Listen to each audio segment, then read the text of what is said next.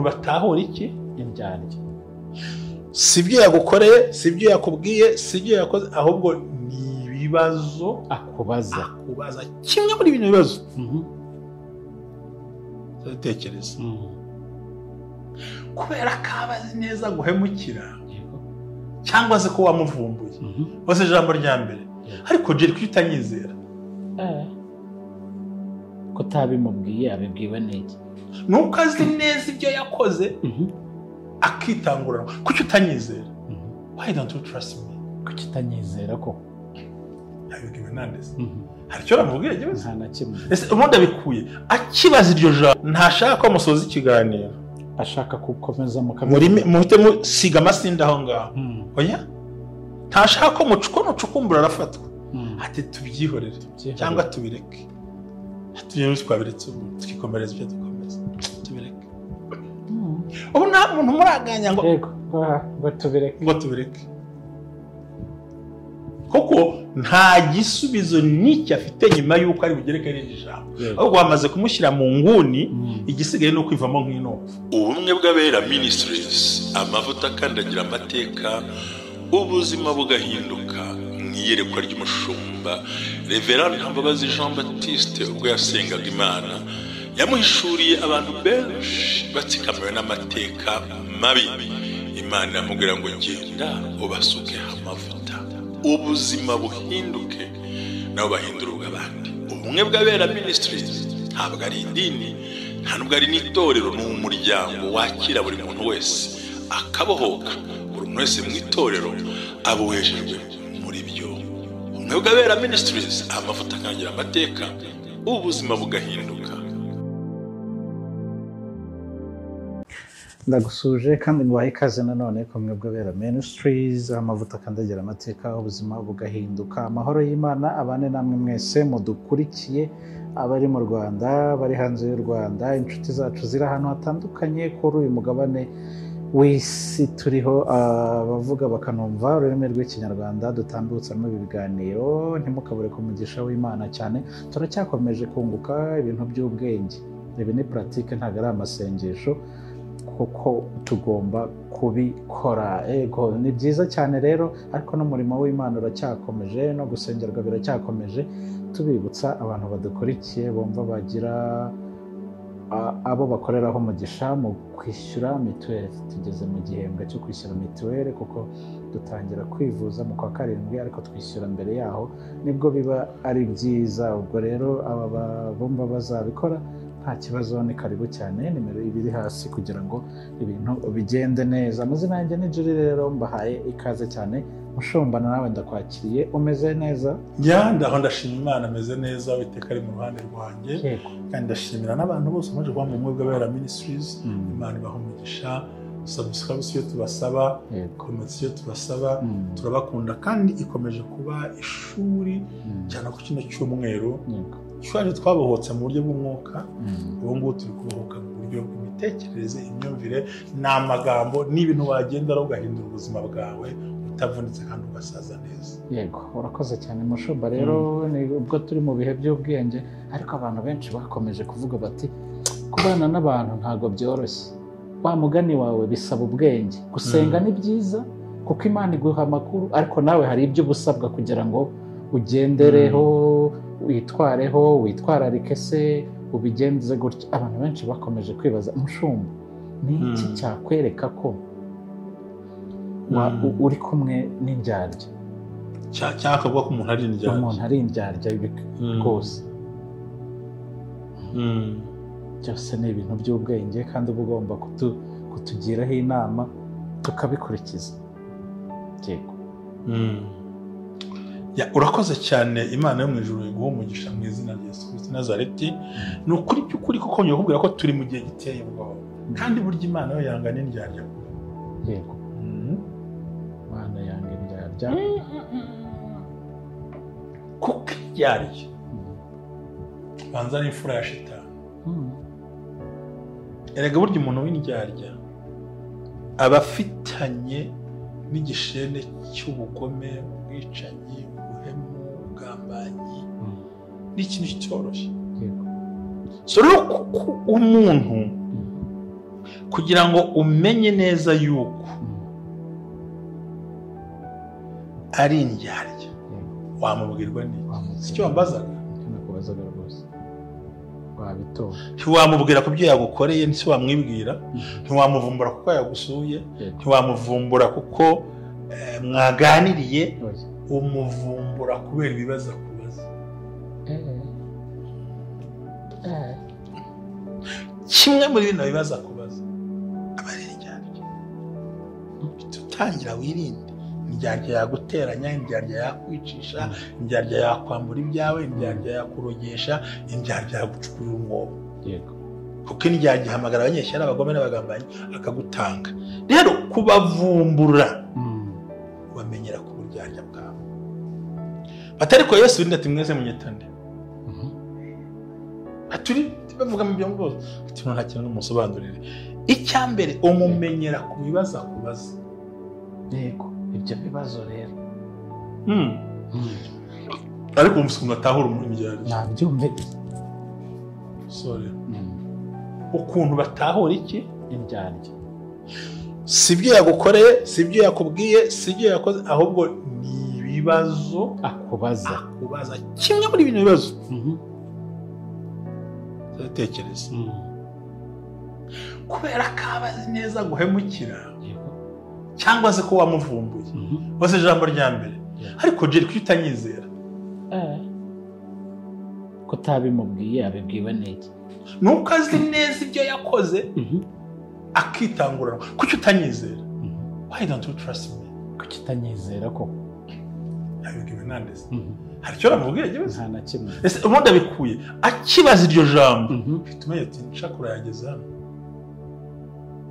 Iryarya turi kumwe. Ari jambo ry'ubuse ko buriye.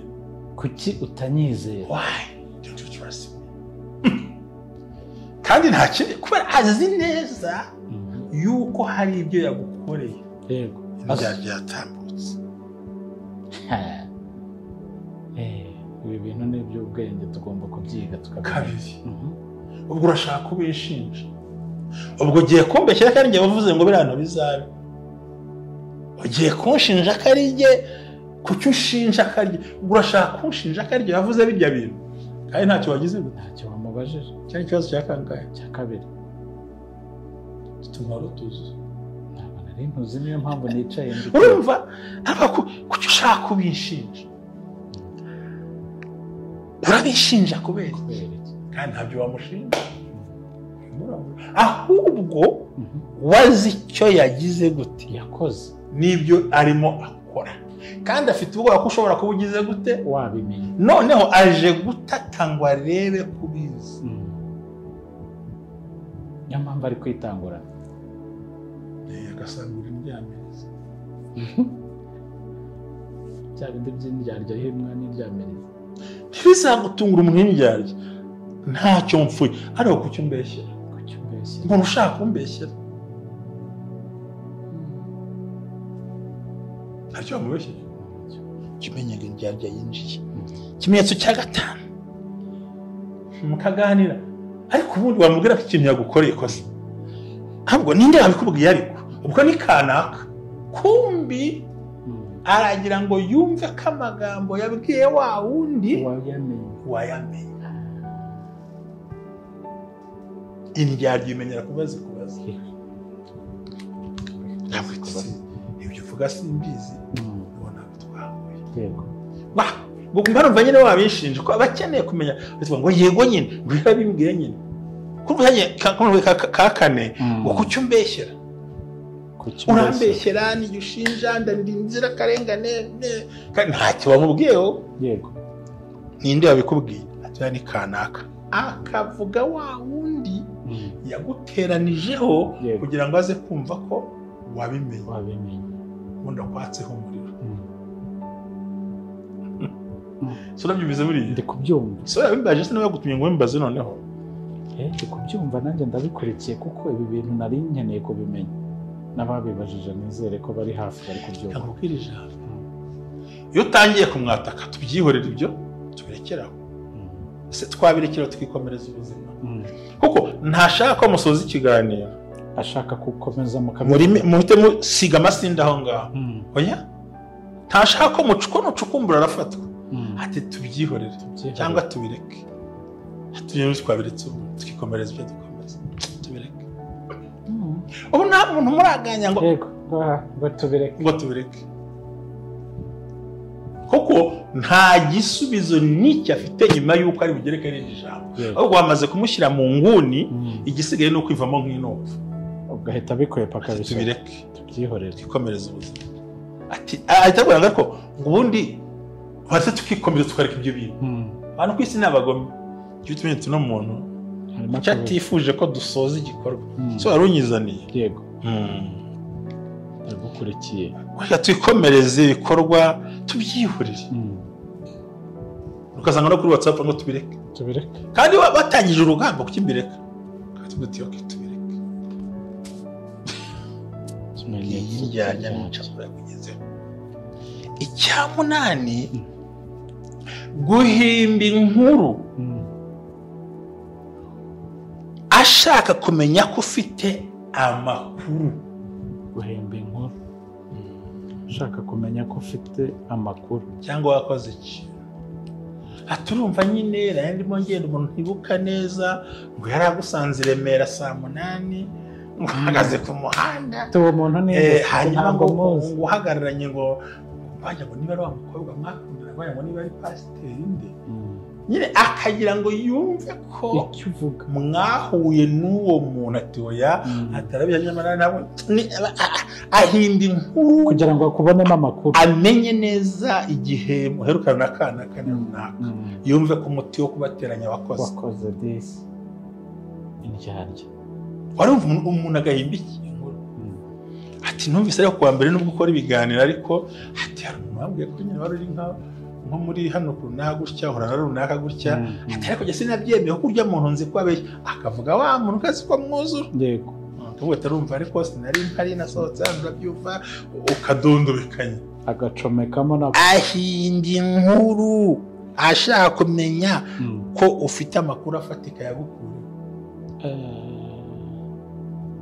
yanahimba ko nakuvugisha nakuvugisha tuvuga uti ntabyo nzi ngo nyamara urambeshya ariko amakuru niyo y'ukuri bati ntukashaka kubwira iki yego ukuri nuko ntarigeze gute ngo nyamara agenda abizi anagahibuye ashaka ibisobanuro icyakenda uzasangana uwo muntu muzicarana wumva aravuze ngo kanaka agiye simukunda ntambamo simwiyumvamo yigira gutya yego nawe ugatangira usuramuhora cyangwa simwiyumvamo nta ariko mbona nta n'umuntu ukurimo kumva arakubeshya we bahura kenshi baranaziranye bagira ngo bamenye urindi batekereza hiki ngahita ngusubiza ese kumwanga bimutwaye cyo bitamuza gusinzira wamwanga utamukunda ari businzire wamwanga utamukunda azarya ibyo gutwaye so urumva ariko bagira ngo ugwe muri wa mutego wabo yego icyacumi hari akantu azagutega namenye ko kanaka mwahuye buriya ntiyambekeye ibintu ibi kuko azi ko bagize gute babonanye ikibazo cy'Iryarya buri gihe aba afite intambwe yitanguranwaho imbere yego urabyumva nyine so mwashaka ibintu by'ibyo byose yego tumumenye tuma turakomeza tuganira buriya aravuga ati uko biri kose reka ntangurana ndebe navuze ikintu kwa kanaka mvugaho kanaka ese buriya ko nabonye kanaka muhagararanye buriya ntiyakubwiye ibi nibi kandi by'ukuri wajya ko ugasanga nta kuri guhari nta kimenyetso gihari yenda arashaka kumenya gusa ko icyo bavuganye ubwo wasanga nteranije agiye kuvuga ibi nibi kandi niwe wabinzaniye ugabaye n'injajwa kandi yigize umwere ariko arashaka kumenya yes ubwo uzi icyo uhita ukora aho ngaho tumubwira ati ibyo uvuga ntabyo nzi yego nta n'ibyo yanambwiye buriya mu kuba intwari y'umugabo n'umugore yo kuba umusore n'umukobwa w'intwari ntugatange umuntu waguhaye amakuru aba ari mabi aba ari meza, aba ari nk'ibinyoma ari mu kuri, wishyira hanze waguhaye. Kuko hari igihe uzagera wabaguye. Aka kantu ni ak'ingenzi cyane.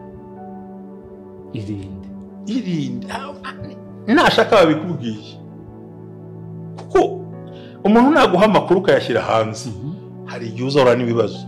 Kuko uwaguhaye amakuru y'abakwanga yagira ngo utabarwe, bibe byo bibe bitari byo. Protect your sources. Ugomba kurinda iyo sources y'amakuru yawe, kuko amakuru burya nk'abantu bayobora babikora, burya amakuru yose abakenewe, ay'ibinyoma ay'ukuri urajonjora, urayakira ukayabika, kandi waze umuntu ugomba kumubika. Rero ngo kiye kana wabimbwiye, rero yacakura iza kumenya ko icyo yavugiye muri gatsata cyakugezeho, kuko hari hahagaze umuntu azi ko muvugana. Akuti twahuye ariko mwaka twahuye, mwahuye ubwo yakuneranijeho yamvuze, kandi niyo yabivuze kugira ngo ngere bagonganishe. Kamubwira uti iyo ngingo ntayo twavuze, ati ukagira inkuru byagenze gute. Kaba wishe perereza tugiye baho tubyihora ntacyo bivuze. Yego. Si cyambere tuma tuganira. Hanyuma rero icya 10 na rimwe arakubwira ngo umbabarire, tuzahura ryari ko mufitiye amakuru. Tugiye iki inzu yanguye biretse navuze akanya nzakubwira, ukibaza ayo makuru afite atakubwira, nawe urakubekera ako kantu. Ngo nyamara ngo ufitiye inkuru. Ngiye hari uwampagurukije mu kazi, hano narinde muri studio urahazi, ngo mwene mwereke. Mageze yambwiye ibintu biterekeranye. Ubwo hakaba hari umuntu nari naragujije udufaranga, bahura aje kundeba. Ugiye ngiye kureba Jerry, ngiye kumureba ko ariyo, uramushakira iki se? Nawe ahita amubwira, uve ati namugurije amafaranga ngiye kugira ngo ayampe. Uzi ko yamubwiye aturiye nakwishyura nzabura umwana wanjye. Wumva indahiro, aturiye nakwishyura nzabura umwana wanjye. Waramwishyuye? Umwana agiye kugenda, siko yarahiye se? Sakanwa kase naramwishyuye. Imana ushire mu bikorwa ibyo yavuze. Naramwishyuye pe. Ntiyavuze iryo jambo. Naramwishyuye. Abantu bazira akanwa kabo. Sawa, iminsi mike uzampamagara. Naramwishyuye amushoza. Karahira uryo, kandi akujyana ku ruhande yumva ko byabimenye. Nyine yabonye ko nimba sinzi umutima ukuntu wamuriye, nkamucaho nkamusuhuza bisanzwe. Noneho ashaka ikintu cyatuma tuvugana, araza anyereka abaturanyi, ambwira uburyo bamenyanye, nshaka inkuru nyamukuru y'icyo kiganiro urakibura. Nditoreza bwa bwenge aravuga ngo ufitiye amakuru kandi ntayo, ngo ufitiye amakuru nzayakubwira, ntuzabure, ndagutegereje, wayashaka kaburamo ikintu cy'ingenzi. Ngaba nyine nawe uzatinya umuntu mwicarana ngo turi aha n'aha, ngo kandi sindi jyenyine, agahita ashyiraho amazina kandi ibyo ni ibiki? We bakubajije wenyine uri ngo turahagire ngo twatwitse ngo nawe ho yagiye mfite umugabo mugenzi wanjye umwe ari hafi ahangaha, iyo wicaye umuguriye ikawa ahita yandikira ati ni muze ya mari yabonetse. Ukabona abantu mu gihe cy'iminota 20 buzuye ameza, kandi bose bafata ikawa bari kwishyura 16. We niyaje yitwaza 2,000 gusa cyangwa 3, ntajya arenze, kandi komande ikaba 10,000 ukishyura. Oya nabyo umwana naramwishyura ko bitangira mugane uhereye none uzi ko ujya ugendana ariya mafaranga atajya ahinduka, ndakumenyesha ko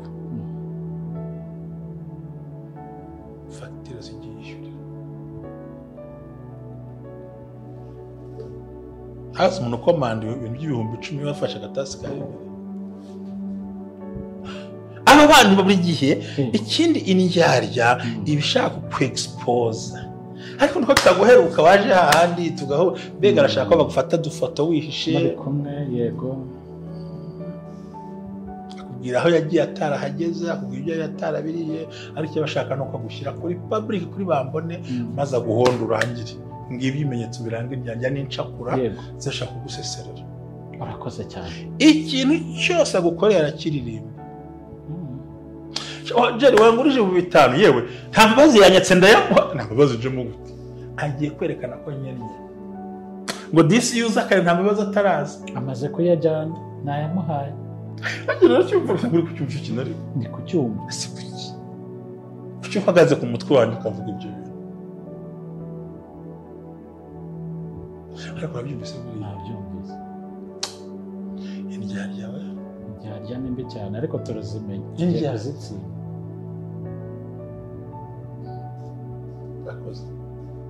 ndagushimiye